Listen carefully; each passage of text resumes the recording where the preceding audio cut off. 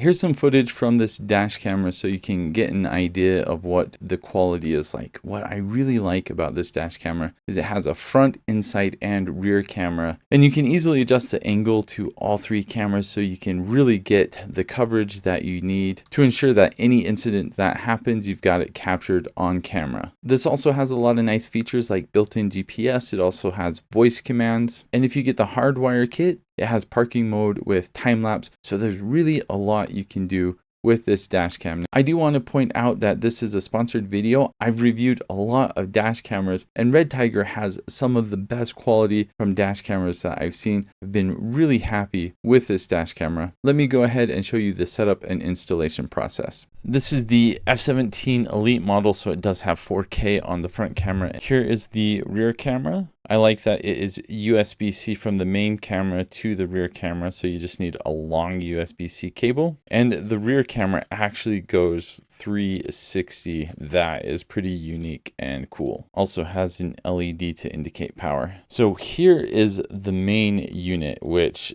this is rather nice that you can move this in just about any direction. So even if you don't install it all that well, you can make up for it by the direction you can move the camera. And same with the inside camera. You can move this just about any direction you want, so you don't have to worry if you've got it exactly the right angle on the windshield. This sticker shows the navigation buttons that are underneath. So pretty basic. You got your power and then your menu button, your left and right, and then your select button. So we can take this off. On the side is where the TF card goes. It does come with this TF card, 128 gigabytes, and it does have a mic and a speaker.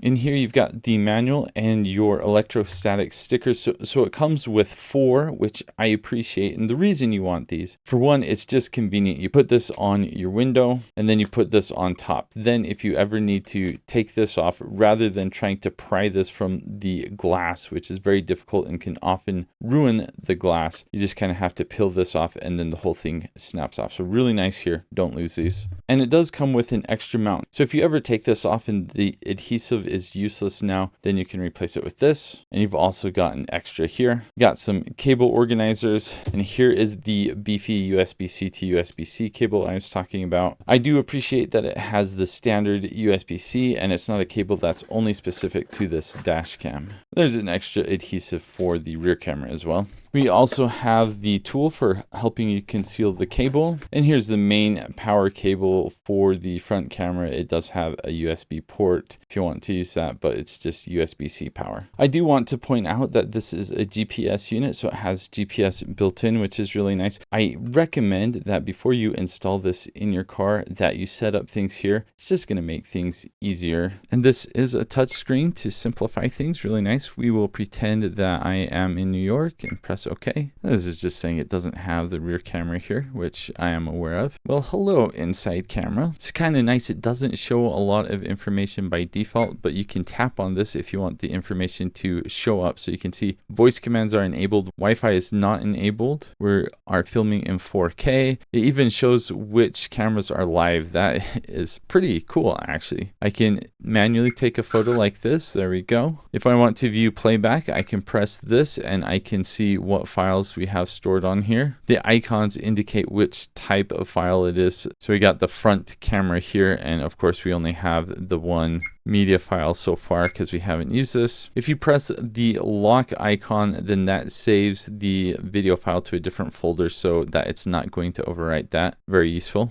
You can also cycle through the cameras. So if you only want to, for instance, see the rear camera or the inside, you can do that with this button. And let's check out some of the more important settings. Something unique is the fatigue reminder. It's just going to remind you at intervals, nothing too special. If you want to use the app, you can turn on Wi-Fi. With Wi-Fi connected, you can use the REDTIGER app. Let's go ahead and add the camera. You can use the app to view the live feed. You can also record or take a picture. You can also view the existing files on here. So if you'd like to save something directly to your phone, you can just come into here and just download it to your phone so you don't have to take the dash cam out. So that's a convenience that the app provides. And perhaps the main convenience is that you can actually edit the settings in the app itself. This does not have all the settings, but some of the more basic settings. There's some options for the screensaver if you want the screensaver to come on. This does support voice commands. So if you want to see what these are, you can just go here. The commands I use the most are like show front camera or show rear camera if I'm backing up and I want to see that camera. Rear camera.